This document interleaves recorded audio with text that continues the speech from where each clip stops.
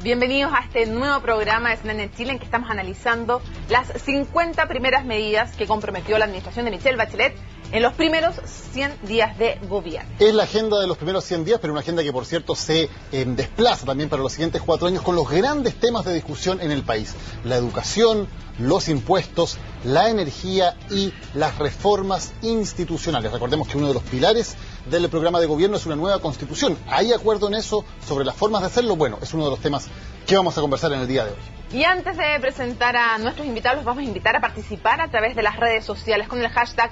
Ahí está el gatito, hashtag como sea, 100 días CNN. Nos pueden entregar sus impresiones, hacer preguntas, vamos a estarlas revisando. Así es, y como en cada capítulo partimos con el conteo de cómo van las 50 medidas para los primeros 100 días. Revisemos el cumplimiento hasta ahora.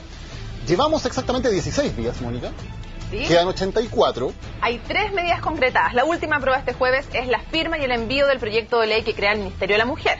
Así es, el martes íbamos en 2, ahora hoy tenemos una tercera medida ya cumplida de las que estaban comprometidas en el programa de gobierno. 3 de 50, vamos a seguir monitoreando. 6% cumplido hasta ahora. Vamos a ir monitoreando los días que faltan. Quería aclarar algo, porque me preguntaban el otro día a través de Twitter.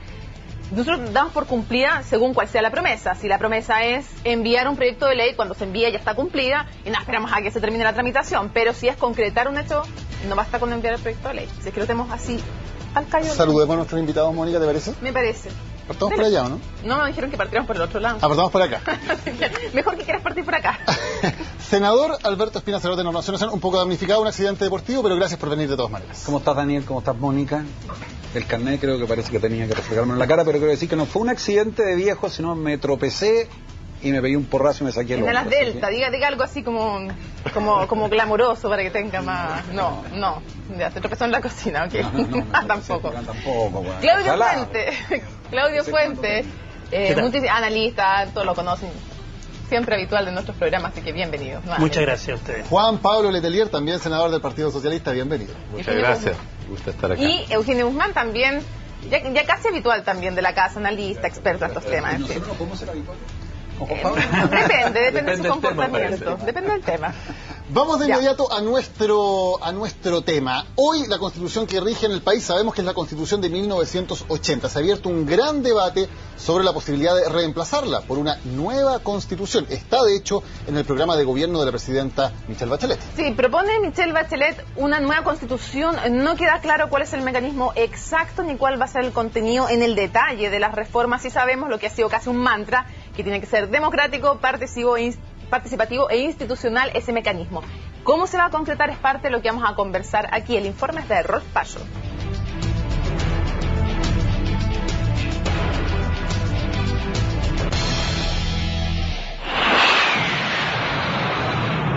Llegaron a la casa un grupo de militares, con casco todavía, a decirme, mire, lo convían a una reunión al Ministerio de Defensa.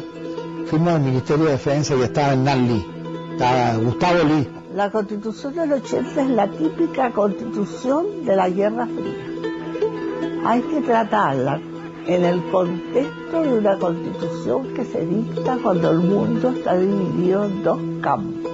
A raíz de esto, Pinochet sigue vigente. No existe en Chile una democracia en el buen sentido del término. El gobierno de la mayoría dentro del Estado de Derecho.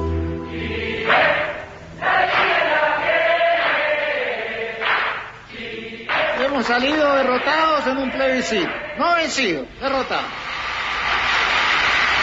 En 1989, en el ex edificio Diego Portales, el Poder Legislativo de la época, es decir, la Junta Militar, aprobó el proyecto del Ejecutivo sobre la reforma a la Constitución Política de la República. 54 cambios, entre ellos los quórums supramayoritarios para futuras modificaciones a la Carta Fundamental. Reforma que fue aprobada con un 91%, 8 meses antes de que asumiera el gobierno democrático. Cuestión que para muchos fue la consecuencia de que la transición durara 20 años. Sí, prometo. Mi compromiso es que esta plaza sea la plaza de la Constitución, de una Constitución nacida en democracia. Michelle Bachelet ha hablado de un Estado social y democrático de derecho. Ese no es el proyecto que inspiró el texto, porque en verdad no llegó a ser una constitución de 1980.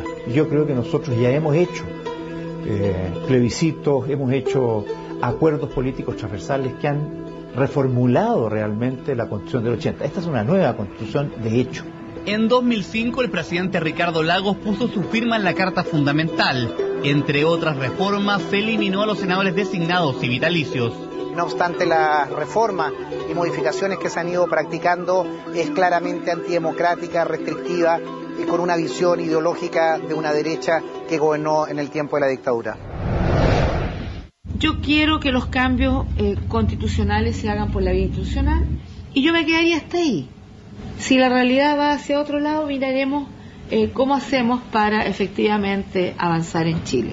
Eso es el Congreso, ese es el Parlamento. Buscar conversaciones para ver qué ajustes se le puede hacer en una nueva etapa a la Constitución. Para eso estamos disponibles. Pero para destruir todo lo que se ha hecho, no.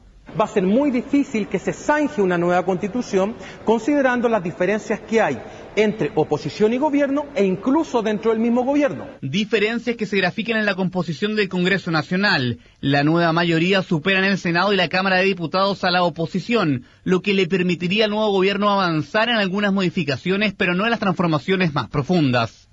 La reforma educacional podría ser aprobada si se consiguen los votos de los independientes cercanos a la nueva mayoría, alcanzando los 4/7. Panorama opuesto a lo que ocurriría con el cambio del sistema electoral binominal, que requiere el apoyo de 72 diputados y 23 senadores. Más difícil aún sería el camino para las reformas constitucionales, que necesitan de 2/3 de ambas cámaras para avanzar. Las democracias suponen un proceso de persuasión, de conversación. Esperemos que no exista una derecha cavernaria, conservadora, inmovilista que no quiera modificar nada. Hoy día es mucho más fácil negociar con la oposición considerando el proceso de fragmentación que está enfrentando. Podemos llegar a un acuerdo político de buscar qué temas son los que requieren de un ajuste o de cambios más o menos profundos y sobre esa base avanzar en una nueva etapa dentro de nuestra Constitución. Sé de primera mano lo que es luchar por una patria libre, sin enclaves autoritarios donde la mayoría no sea vetada por una minoría. La reforma al sistema electoral pondría fin a los enclaves autoritarios que se heredaron de la dictadura. Nosotros no podemos tener un sistema electoral como el que hoy día existe, binominal. Esta es una situación que está bastante avanzada. Yo creo que hay voluntad mayoritaria en el Congreso para hacerlo. Y por otra parte, en los temas de los votos supramayoritarios, es normal que los países tengan algunas materias que requieran consensos mayores. Una obstinada situación de chantaje de la minoría. Y la minoría tiene derecho a ser protegida en sus derechos y a participar en el sistema político, pero en la democracia quien gobierna es la mayoría. Si es que a futuro vivimos reformando la Constitución, dado que los quórums son muy bajos, entonces podríamos tener prácticamente una gira constitucional y no las bases de la institucionalidad como lo requiere un país como Chile.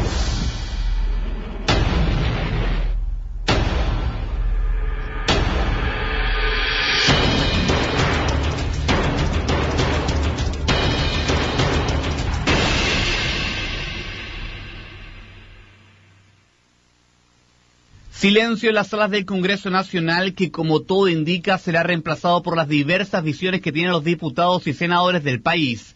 La cuestión es si será un conjunto de reformas o una nueva constitución política de la República. Rolf Pascholt, CNN Chile.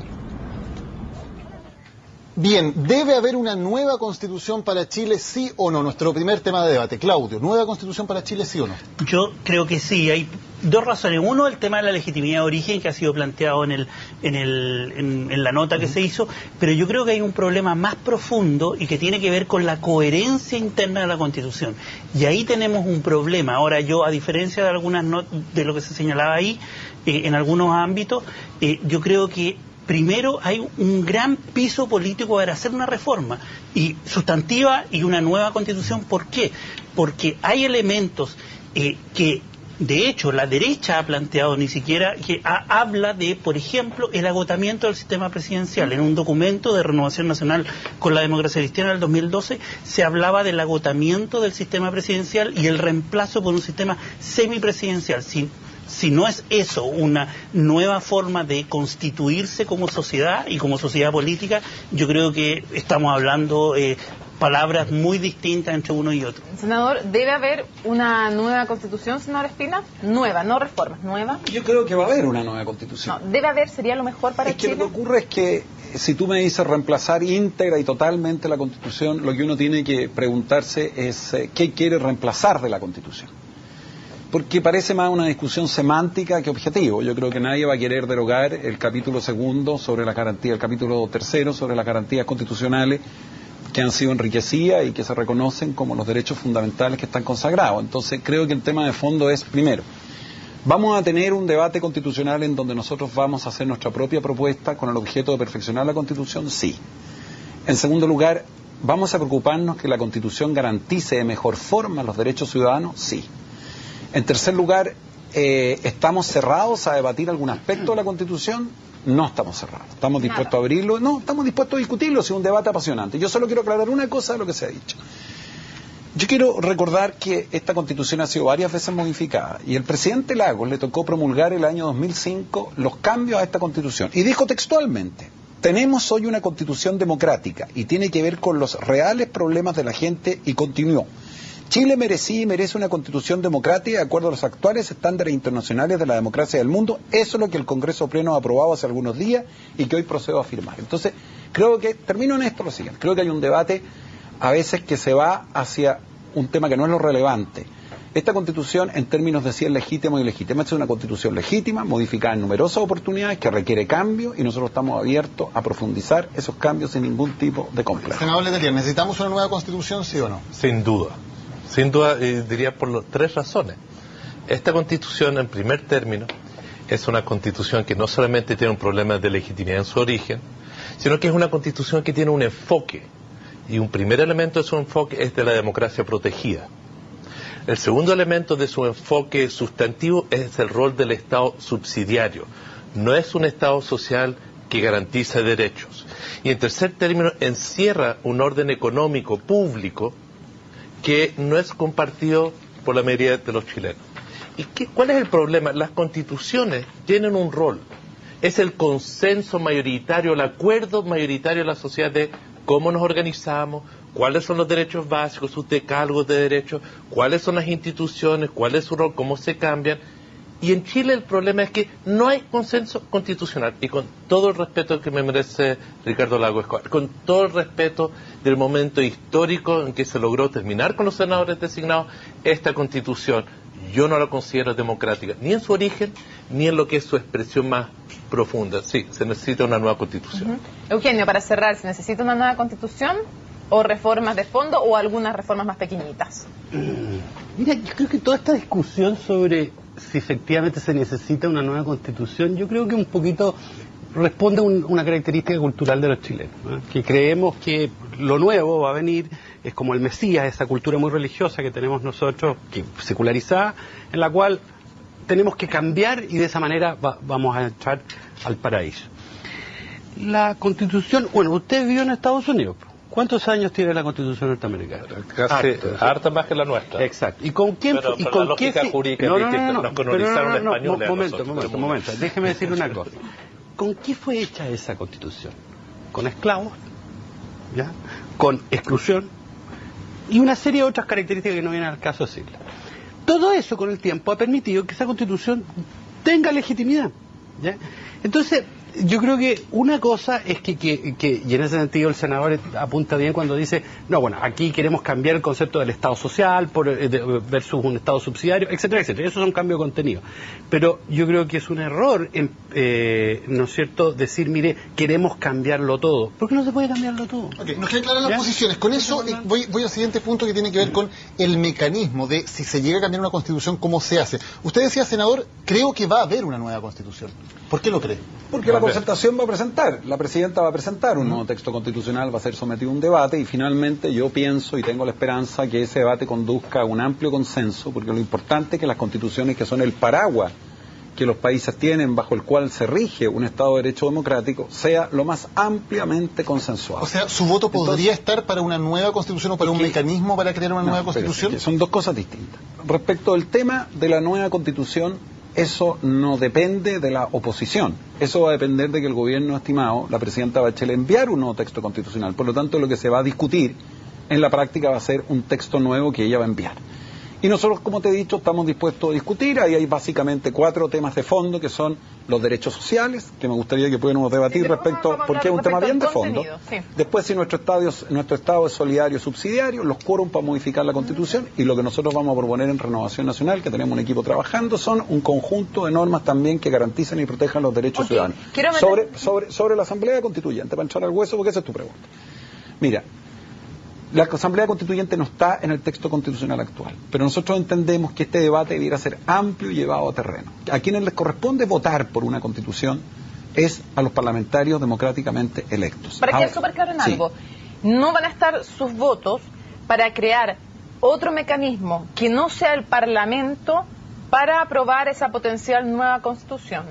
No van a estar para los efectos de que la votación se haga en una manera distinta a como lo establece la Constitución, pero es evidente que hay que generar un amplio debate nacional y las propuestas que se hagan deben ser analizadas en terreno con las organizaciones sociales, con el mundo civil y sin ningún tipo de complejo. Esa propuesta en democracia, en todas las democracias, la resuelven finalmente los parlamentarios. Y no tengo ningún problema en que esa conclusión que saque el Parlamento la plebiscitemos para que en definitiva sean todos los chilenos los que resuelvan que están de acuerdo con la nueva Constitución que va a surgir no porque uno lo quiera o no lo quiera, sino porque la presidenta la va a enviar. Lo cual también requeriría, hay que decirlo, alguna reforma legal para poder hacer ese plebiscito también. Señor Letelier, ¿se puede hacer una reforma que la acuerde, como dice el senador Espina, el Parlamento y luego sea sometida a plebiscito? ¿Es suficiente con eso? ¿Ustedes estarían de acuerdo? Bueno, yo creo que es condición necesaria, pero no suficiente. Es decir, porque aquí tenemos un problema de legitimidad en la Constitución. Nosotros somos parte de una institución que tiene su mandato dentro de esa Constitución. Y quien es el soberano, quien tiene que decidir en última instancia son las chilenas y chilenos. Y yo creo que tenemos una base mínima, que es muy importante, como lo ha dicho Alberto, que a lo menos se plebiscite. Y yo creo que lo importante es que haya un mecanismo de participación, de discusión, de formulación, y que se plebiscite. Y yo lo que digo, sí me gustaría quitarle un cariz porque me parece medio absurdo, contra las asambleas constituyentes. Somos el único país de América Latina que nunca lo ha tenido. La asamblea constituyente es un parlamento, por así decirlo, elegido exclusivamente para eso, que tiene representación proporcional, donde habría gente de derecha, de centro, de izquierda. Es lo que pasó en Colombia, lo hicieron muy bien. Es decir, no hay que teñir, como han querido algunos, ideológicamente la institución de Asamblea Constituyente. Entiendo que por razones políticas no se quiere hacer, la alianza no comparte esta institución, le tiene temor, le tiene cierto celo y prefieren por lo menos un mecanismo que Alberto ha planteado y que creo que es un paso muy importante, a lo menos que se plebiscite la reforma hay dos puntos claramente. la nueva Uno es Constitución. quien redacta la nueva Constitución y otro es quien la aprueba. Hay acuerdo en que una nueva Constitución debería ser aprobada mediante plebiscito. ¿Quién la debería redactar, Claudio? ¿El Congreso o un organismo ad hoc como una Asamblea Constituyente? Ahí yo creo que estamos en una camisa de fuerza, porque por un lado está la institucionalidad y por otro lado está la práctica política. Desde el punto de vista, y ahí hay que diferenciar entre legalidad y legitimidad. Desde el punto de vista legal, a quien le correspondería redactarlo sería al Ejecutivo, que envía un proyecto al Congreso, lo aprueba y eventualmente hace una reforma para plebiscitarlo, y lo que sería un mecanismo de arriba hacia abajo. Chile nunca ha tenido un mecanismo distinto a que no fuese así, nunca. 1833, 25, 80 y ahora. Por lo tanto, la élite política en general tiende a ser muy cerrada en Chile, le tiene miedo a la ciudadanía. Ahora, desde el punto de vista de la legitimidad, si pensáramos, por ejemplo, en algún mecanismo ad hoc, hay creatividad. En Argentina, por ejemplo, existía el mismo problema y se convocó a la gente a decidir, a ampliar espacios, a generar espacios prelegislativos, de modo de darle legitimidad. Yo no sé por qué hay tanto temor a incluso generar un espacio prelegislativo, una comisión, por ejemplo, etcétera, que genere consensos nacionales, que aúne, que debata. No hay problema en debatir. Yo creo que hay muchos temas que podríamos estar de acuerdo. Finalmente, un punto, claro, se cita Estados Unidos, sin embargo Francia es muy democrática y tiene una constitución de posguerra y nadie dice, mira, ellos han cambiado su constitución. Entonces, la historia nos puede dar ejemplos diversos y por lo tanto no ceñirnos solo por la historia de Estados Unidos, porque yo creo que es un mal ejemplo. Eugenio, pros y contras, América Latina, tú sabes que son bien malas. Eugenio, pros y contras. Uruguay no es tan malo, Costa Rica no es tan malo. No, sí, hay ejemplos buenos y malos en la historia de Latinoamérica, no solo malos tampoco. Pros y contras de una asamblea constituyente. Mira, yo sinceramente vuelvo a insistirte en lo siguiente. Yo creo que el mecanismo por el cual se apruebe algo es muy importante, muy relevante, pero el problema es cuáles son los contenidos. Yo creo que ahí está la discusión, es lo mismo que te va a pasar con el sistema electoral. De los contenidos vamos a hablar después de la pausa comercial, pero para cerrar el tema del mecanismo. Es que me parece muy relevante porque finalmente eso es el corazón del asunto. Ahora, respecto a las asambleas, mira, las asambleas constituyentes no es una fórmula que se haya usado. Cuando tú ves los distintos cambios de constitución en el mundo, bueno, hay constituciones que duran mucho tiempo, otras poco. En promedio, sabemos, hay unos trabajos bien buenos de Greensburg respecto de cuándo hacen crisis las constituciones. A los 20 años más o menos, más o menos es el promedio. Que más o menos estaríamos dentro del promedio, por lo demás. Ahora, lo interesante es que igual te planteas cuando tú haces una asamblea cómo la constituye. ¿Por qué? Porque defines quién la va a aprobar. Entonces ese es el problema de fondo. Ahora es cierto, la élite tiene miedo, pero ojo, también te va a pasar cuando tú veas cada uno de los casos que la élite, sea esta de izquierda, derecha o centro, también va a tener miedo. Así que el problema el tema de la asamblea yo lo hallo. A ver, no creo que sea la solución, el plebiscito como posterioridad. A mí me parece que el Congreso es la instancia en una democracia representativa donde tenemos que resolver los problemas. Perfecto, tenemos que hacer una pausa, ya vamos a volver a hablar de los contenidos. ¿Qué debería tener una nueva constitución o una reforma constitucional? A la vuelta de comerciales.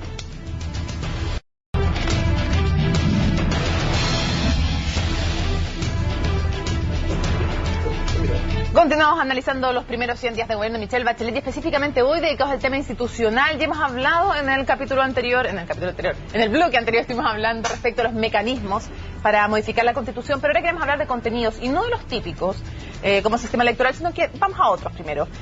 Dice el programa de Michelle Bachelet que cambiar la Constitución, la idea es que se evite toda forma de violencia de género, pero no solo eso, dice también que buscan equiparar, se debe promover la igualdad de derechos y obligaciones entre mujeres y hombres dentro de la familia en relación con las tareas domésticas y el cuidado de los hijos e hijas.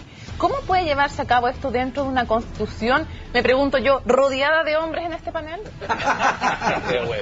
que los hombres que están aquí están casados y las mujeres casadas ejercen, por lo menos en mi caso, un derecho constitucional. Ya, pero fuera de broma, ¿cómo se puede lograr constitucionalmente este espíritu, este principio detrás? Es que ¿sabes lo que pasa? Es lo siguiente, mira, hay ciertas normas que son de rango constitucional y otras que las legislan las leyes.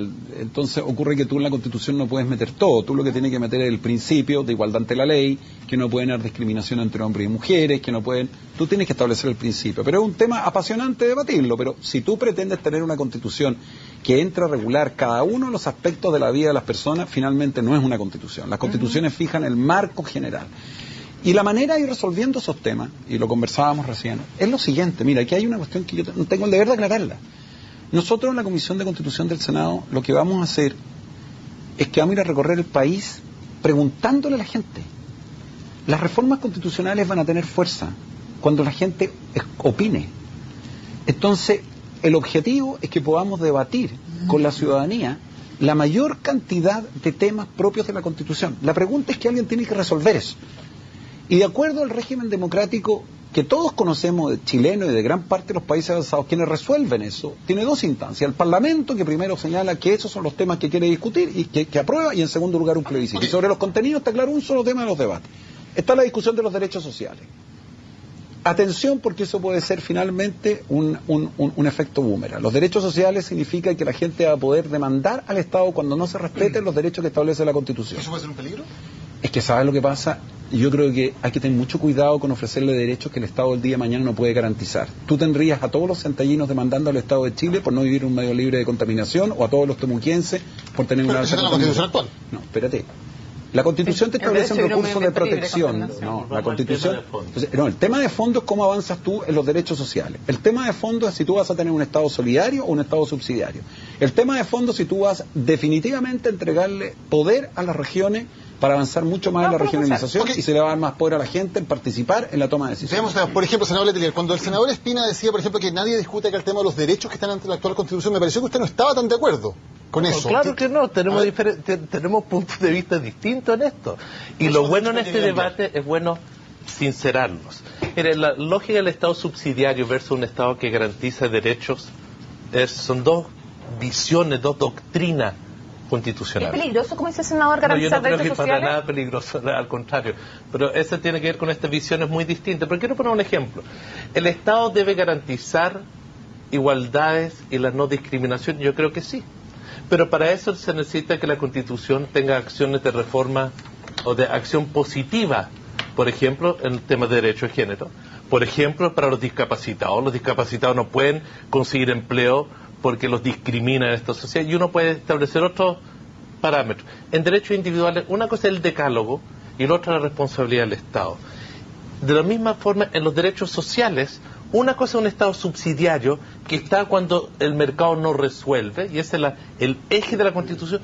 Otro es un Estado social de derecho, donde garantiza bienes públicos de cierta calidad, de cierta forma. Yo creo que son estas dos visiones, y yo creo que junto con los contenidos, el gran debate que vamos a tener, porque este contenido es importante, o el rol del Estado en la economía. Claudio Lanta también en la mano, vamos a tener a todos los ciudadanos demandando al Estado si es que se garanticen derechos sociales que claramente muchas veces no van a ser cumplidos. Depende cómo se regule aquello, o sea, depende quién va a ejercer el criterio de racionalidad respecto de la demanda, etcétera, y por lo tanto eso también es materia de regulación. Ahora, yo quería volver al ejemplo que tú, Mónica, dabas respecto de la igualdad de género en el hogar y en la sociedad, que es un ejemplo muy concreto, y que yo creo que de forma muy interesante el programa plantea la paridad a nivel público, es decir, la paridad. Más que paridad, la promoción. En un párrafo plantea: legislaremos sobre la paridad a nivel de representación, etcétera. Eso quiere que se garantice. Quiere que se garantice la paridad. Bueno, no habríamos tenido gabinete.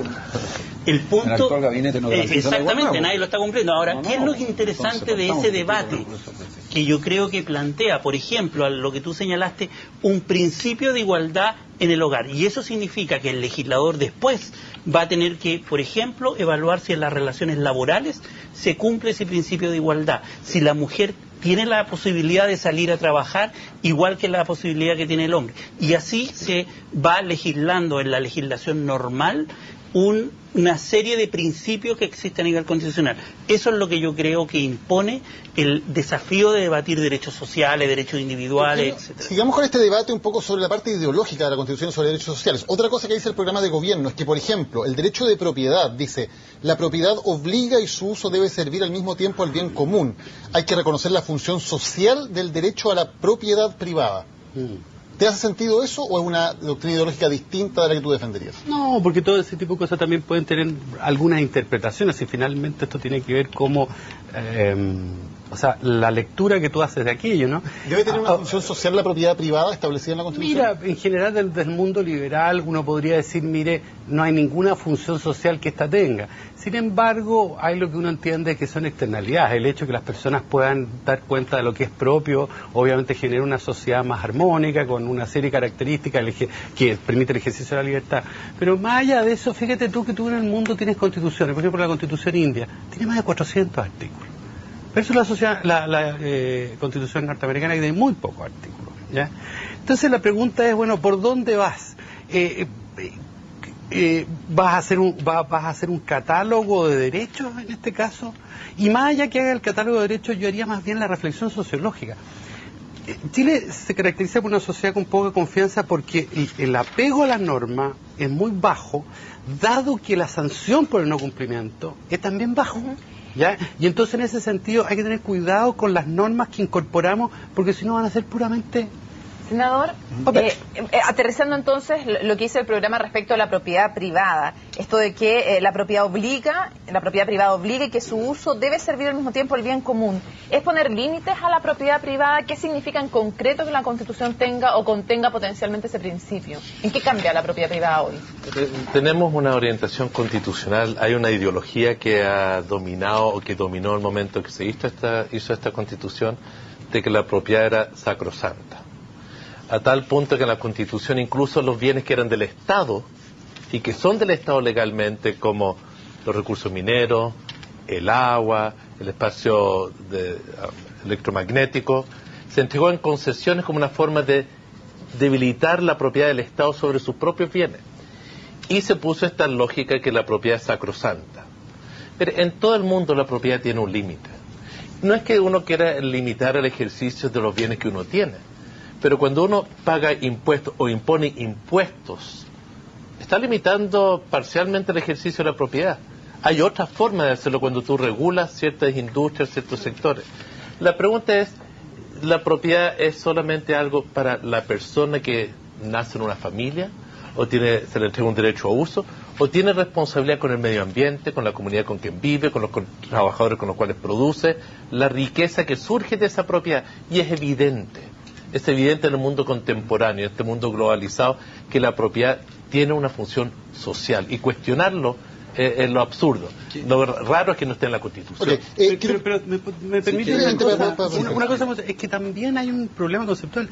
Si no puede haber oposición entre bien privado y bien común, si por no, es que no puede haberlo. O sea, debe haberlo. Bueno, pero es que entonces no hay bien común o no hay bien privado en ese caso, ¿me entiendes tú? Ahora, el problema está en que... pero entonces el problema... Pero yo ejerciendo mi derecho a la propiedad privada puedo efectivamente provocar un daño... Entonces no tienes el derecho. Es lo que se llama que el bien común, el bien común incluye al bien privado. Entonces... siempre tú ves que está una materia, como tú lo señalas, una materia de prueba o una materia concreta. Y adicionalmente a eso, tú tenías otro problema, que tiene que ver la debida compensación cuando se expropia o... Senador Espina, ¿hay una distinción, una oposición entre propiedad privada y bien común? ¿Y hay una función social que debe cumplir la propiedad privada? ¿Sabes lo que pasa? Que eso está en la Constitución actual. Entonces, yo lo que pido, Juan Pablo, es que discutamos sobre la base de lo que dice... Porque de repente, se plantean cosas que la Constitución dice. Entonces yo pido que seamos rigurosos en eso, porque la actual Constitución... Pero espérate, lo que digo yo es que si la Constitución actual establece que se garantiza el derecho de propiedad y que las personas tienen derecho a adquirir propiedades, pero que la propiedad tiene una función social y que el límite de la propiedad es la función social, que es lo que lo dice actualmente la Constitución. La Constitución chilena dice hoy día claramente... señala que se garantiza el derecho a la propiedad en sus diversas especies para usar, gozar y disponer de ella, y las limitaciones y obligaciones que deriven de su función social. De manera que la Constitución establece una función social. Y de hecho, cuando el Estado determina que se requiere adquirir una propiedad privada, establece un procedimiento de expropiación por ley y adjudicando a la persona el valor comercial que tenga, porque ya tenemos experiencia en el pasado cuando las personas les quitaban sus tierras, les quitaban sus campos y no se les indemnizaba como correspondía. ¿Se puede llegar a eso con este cambio? No, es que yo no tengo... Mira, ¿sabes lo que me pasa, Mónica? No ando viendo fantasmas. A mí cuando me dicen aquí de repente, mire, es que usted es de la derecha, que le tienen temor a la participación ciudadana. Mira, yo soy de la derecha, que el año 90, en Renovación Nacional, llegamos a un acuerdo con la Concertación para destrabar la transición y lograr modificaciones sustanciales a la Constitución. Soy de la derecha, que terminó con los ahorros designados, con el Consejo de Seguridad Nacional, terminó abiertamente con aquellas normas que eran absolutamente inconstitucionales. Y soy de la derecha, que cree que lo que tenemos que nosotros hacer un debate conceptual respecto a lo que Juan Pablo sí plantea al final. Yo soy partidario que la Constitución asegure y resguarde las libertades de las personas por sobre todas las cosas, porque quiere una sociedad donde el hombre pueda ser libre. No, si es que la libertad del hombre siempre tiene como límite el derecho a otro hombre. Como me aludió a mí, yo dije que la élite tenía temor a la participación, señalé yo eso. En los 25 años han habido ¿cuántas reformas? Ninguna ha sido consultada a la ciudadanía, ninguna. Hay una Constitución que ha sido más modificada que esta en la historia de Chile. Ha sido modificada, pero por la élite. No, pero no, yo estoy hablando de consulta a la ciudadanía. No ha habido ninguna de las 50 y tantas reformas, y corríjame el senador... la del 89, la única que se plebiscitó. La única, pero todas las reformas posteriores, que son sustantivas, ninguna ha sido consultada, ni siquiera preguntada. Y por eso te digo que yo no tengo ningún problema que la consultemos. La Constitución actual está bloqueada respecto de cualquier mecanismo de participación, que incluso yo creo que la centroderecha y la derecha ha sido partidaria. Por ejemplo, ley, referéndum, plebiscito, iniciativa popular de ley. El senador Alamán planteó en su programa de gobierno cuando quiso ser presidente, iniciativa popular de ley. Es decir, la Constitución hoy día no garantiza participación de abajo hacia arriba, y ese es un problema hoy día para la ciudadanía, porque quiere participar, pero no puede institucionalmente participar. Otra forma de participación tiene que ver con los medios de comunicación y con el derecho a ejercer efectivamente la posibilidad de la libertad de expresión. Y en ese marco dice el programa que una ley debería determinar, y haciendo con la Constitución, los límites a la concentración de la propiedad de los medios de comunicación social, tanto monomedial como multimedial, así como la apertura plural del espectro radioeléctrico, en fin. Pero habla como un tema importante abordar la concentración de medios basado en el tema de garantizar el derecho a la libertad de expresión. Senador Letelier, ¿cómo podría cambiar el tema de la propiedad de medios actuales, bajando a lo concreto lo que supuestamente quiere recoger como espíritu constitucional respecto a la concentración de medios, el programa de Michelle Bachelet? Primero, ¿estamos de acuerdo con el concepto de que debe haber pluralidad en los medios?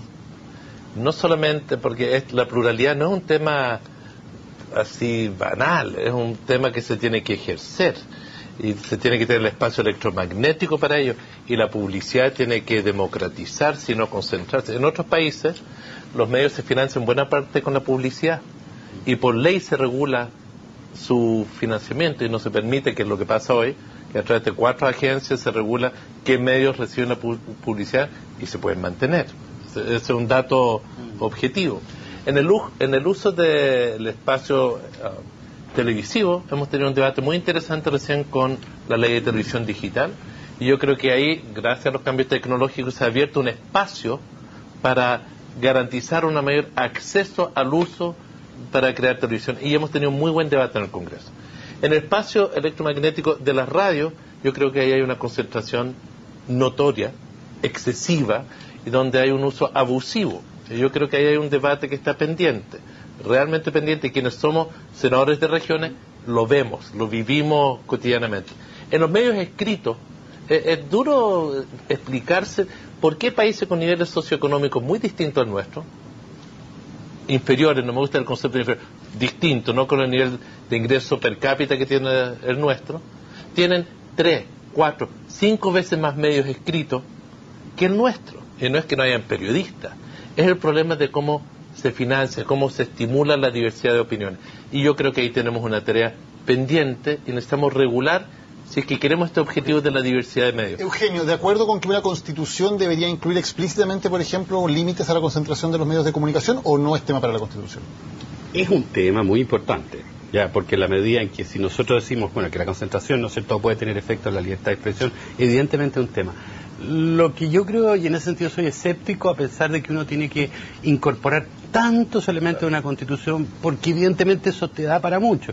Yo creo que, insisto en que muchas veces nuestros problemas tienen que ver en el ejercicio, en la aplicación de leyes y mecanismos legales o instrumentos legales para que no ocurran ese tipo de cosas. Ahora, en el caso de la concentración, fíjate bien, es un tema complicado. Yo sé que ¿Lo incluiría o no?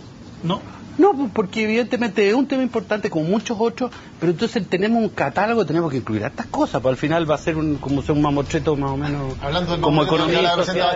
Tenemos que ir a una pausa, ya volvemos con más, tenemos más debate todavía aquí en Agenda 100 Días de CNN Chile.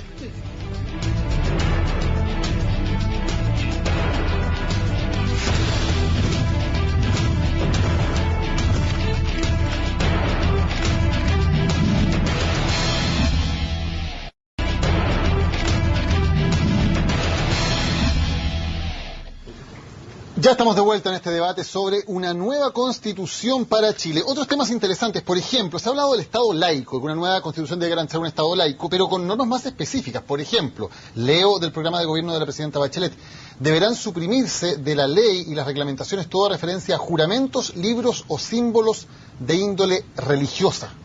¿Está de acuerdo, senador Espina? No, a mí me parece inaceptable eso. O sea, considero que una persona tiene pleno derecho a tener la opción, como lo hacen los senadores cuando juran, si quieren jurar o prometer.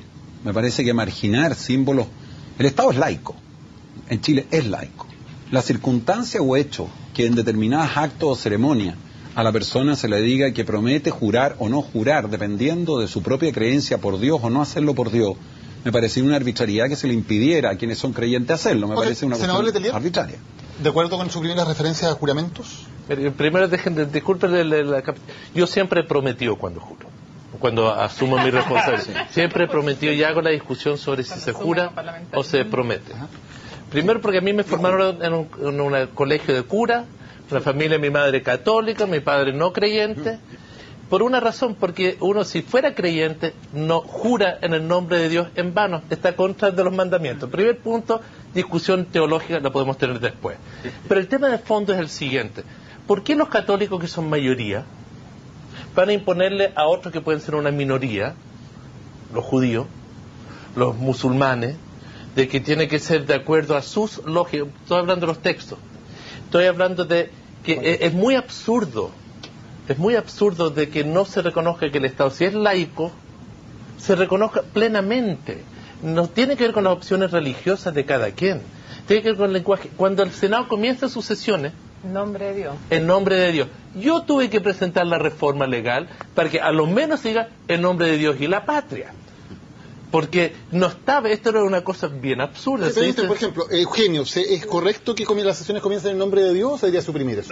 Mira, a mí no me molesta, a mí no me complica. Yo creo que si tú quisieras avanzar en elementos más de laicismo, yo avanzaría en cosas mucho más radicales. Por ejemplo, aplicar impuestos... Refleja un fenómeno. Sí, está bien, sí, símbolo. Yo creo que... a las iglesias, por ejemplo, a los templos, como en Francia. Ya, ahí me parecería que hay un cambio importante, interesante. Pero esto, en la medida en que los parlamentarios pueden prometer... Yo recuerdo que Allende dijo, yo prometo, creo, cuando asumió, ¿no? Sí, la presidenta Bachelet, el presidente Lago. No, pero yo te estoy hablando Allende, te estoy hablando de esa época, que estamos hablando de una sociedad mucho más conservadora. Así que... ¿Cuál es el fundamento de aplicar impuestos a las iglesias? ¿Por qué le parecería interesante como un símbolo del laicismo real del Estado? Te digo por qué, porque no, precisamente una sociedad más compleja, en la cual tú tienes... voy a usar una palabra, tratar de usar la palabra correcta, que nadie tiene, entre comillas, el monopolio de la verdad religiosa. No hay ninguna razón para, a menos que se eximan también de pagos de impuestos todas aquellas instituciones de la sociedad civil que cumplen funciones similares. Okay. Una pregunta, ¿sería entonces también dentro del espíritu de esto aconsejable que ningún funcionario público, sea judío, católico, musulmán, da lo mismo, pudiera poner, como se puso en la Junji, una virgencita, o lo tendría prohibido como autoridad? No, espérate, ahí es que yo quiero hacerte una distinción. Mira, lo que pasa es que el Estado chileno es un Estado laico. Claro, cuando tú diriges una institución, poner al ingreso de tu institución un símbolo religioso pudiera ser algo que no corresponda, porque hay gente que no tiene ni profesa tu religión y no tiene por qué verse afectada por ese hecho. Pero yo creo en las libertades. Si tú quieres tener en tu oficina la expresión de tu religión, eres libre de hacerlo. Si lo que tenemos de diferencia con Pablo, que él pone el acento en la igualdad, y yo la pongo mucho más en la libertad. Porque yo creo más en una sociedad diversa. ¿Cuál es el límite? Yo creo que el Estado, si es laico, si se define laico, yo creo que en los ámbitos públicos no deberían existir imágenes ni referencias, etcétera, y en los ámbitos privados una autoridad pública podría andar con su crucifijo o podría poner en su oficina un crucifijo, pero en el ámbito público, en una escuela, por ejemplo, el director de la escuela, yo creo que poner una virgencita en medio del patio el niño ir con la kipá, por ejemplo. El niño ir con la kipá, ¿podría? Ni tampoco con la burka. No, perdón, es que ahí están los desequilibrios. Porque una cosa es la expresión individual de cada persona. Yo personalmente, está bien, esta es la diferencia entre los que tenemos un pensamiento liberal en los planos, porque estos no son blancos y negros. Yo sí creo en el laicismo del Estado.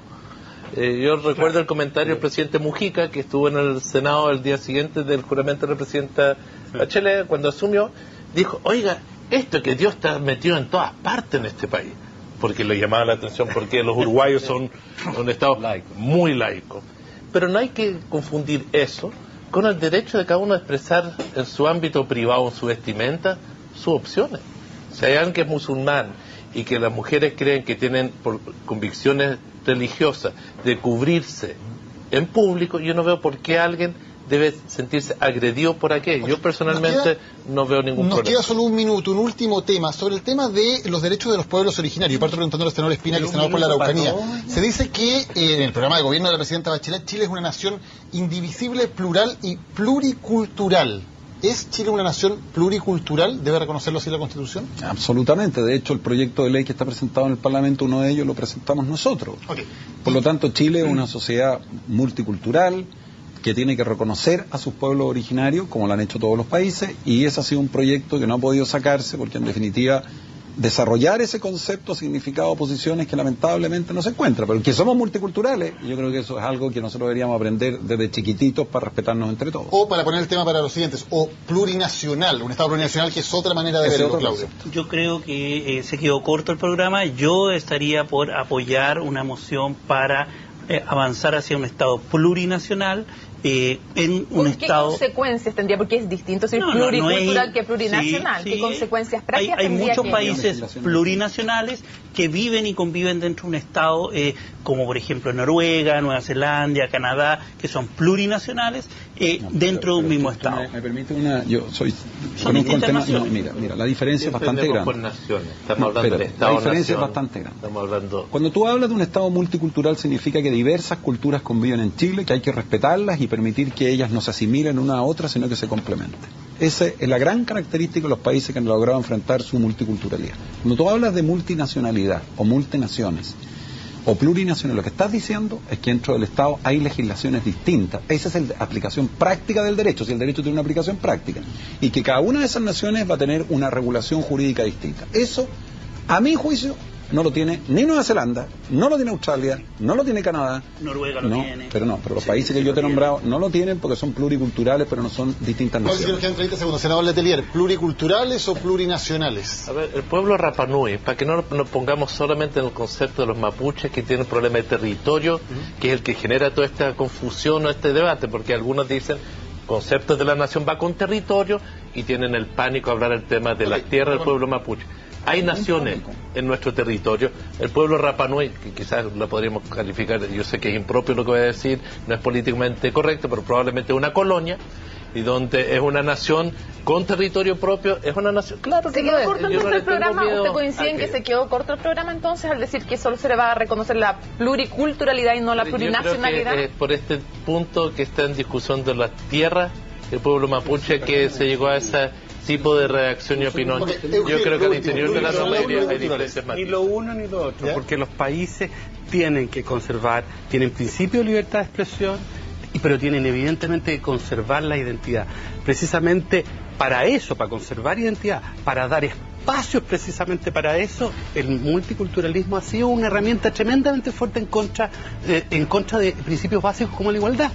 Cuando tú tienes elementos de multiculturalismo, empiezas a aplacar o a eliminar principios de igualdad. Y el caso, hay un artículo muy importante de un exdiputado socialista sueco a ese respecto, que es como una crítica al socialismo. 4 invitados, 4 opiniones distintas, precisamente lo que queríamos lograr. Eugenio, Juan Pablo, Claudio, Alberto, muchas gracias por haber venido a entregarle diversidad, pluralidad de opiniones a este debate. Hemos tenido también pluralidad a través de las redes sociales. No vamos leyendo cada tweet, pero en base a los tweets que nos van mandando, vamos también haciendo preguntas y poniendo los temas según también las prioridades de ustedes. Así que sus opiniones también han sido recogidas en este programa. Los dejamos con Matilde Burgos.